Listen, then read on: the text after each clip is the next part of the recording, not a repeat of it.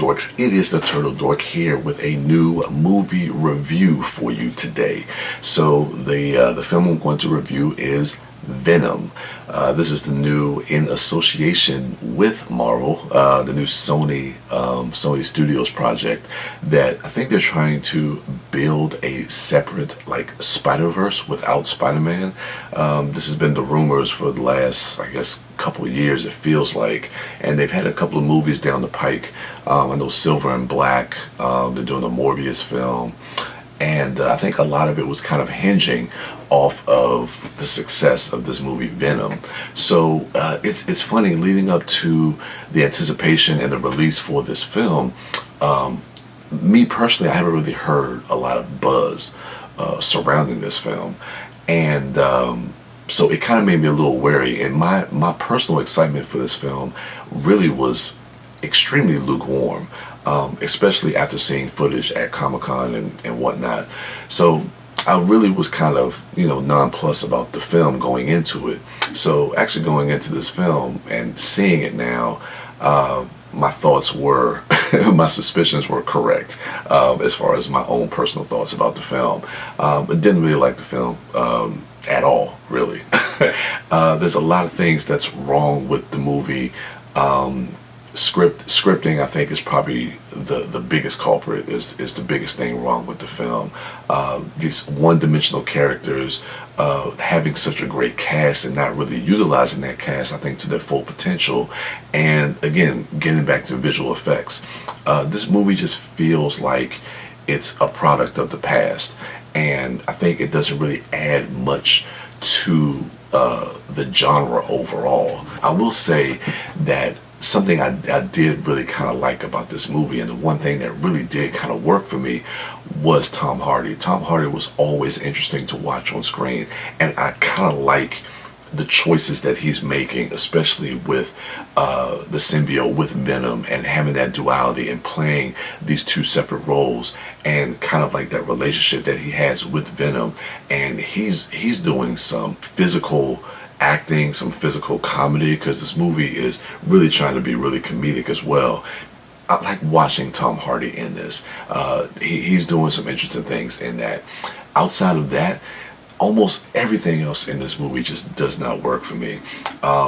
Scripting is such a big issue. I don't want to get into spoilers, but when you're talking about setups and payoffs, they do a really piss poor job of setting up a lot of stuff that really has to pay off in the third act and in the climax of the film.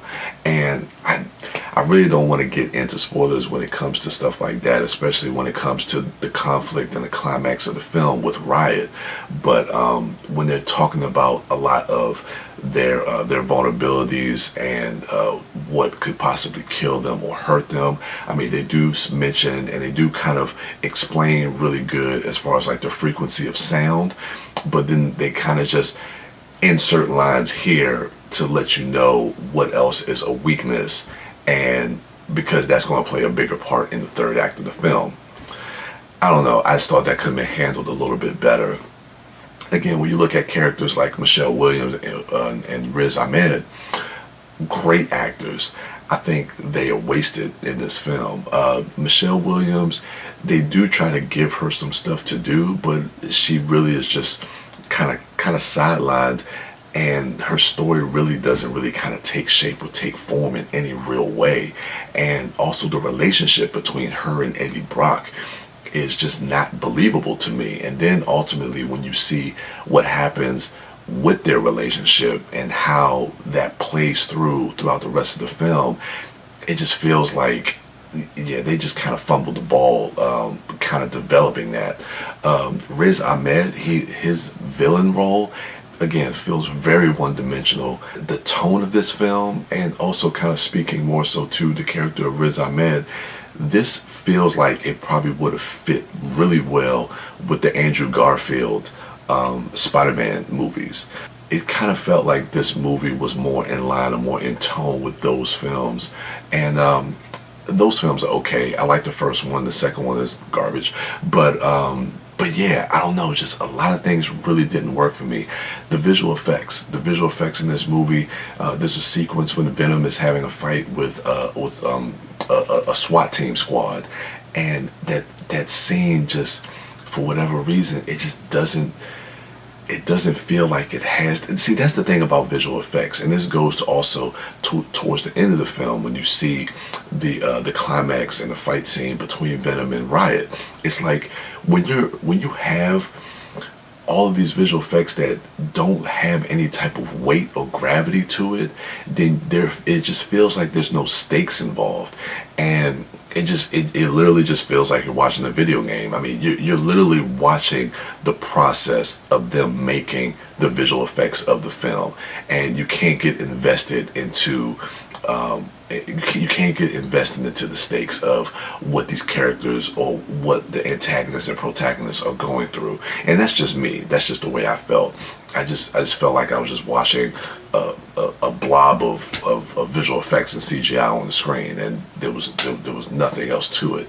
But again, your mileage may vary. You could enjoy this, and if you do, more power to you. I'm glad you like it. But for me, it's a no-go. Anyway, let me know what you thought of Venom in the comments below. Go ahead, rate, like, subscribe, and share. And go ahead and check out my other dorks, at MouthDork, at TheDiscoDork, and at Sidewalk Siren. And as for me, I am the Turtle Dork. And with that, I'm out.